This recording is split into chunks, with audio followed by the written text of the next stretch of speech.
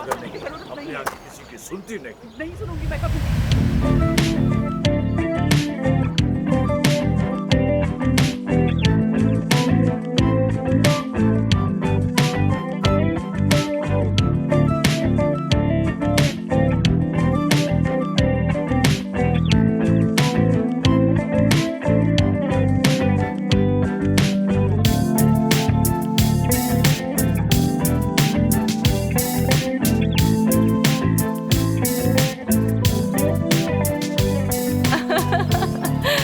अब देखे लड़ाई कोई नहीं करेगा, ठीक है? नहीं लड़ेंगे अब। ठीक है बेटी।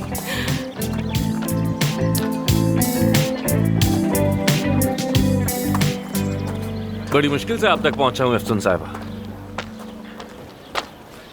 क्या हो रहा है यहाँ? कोई पार्टी वगैरह है क्या?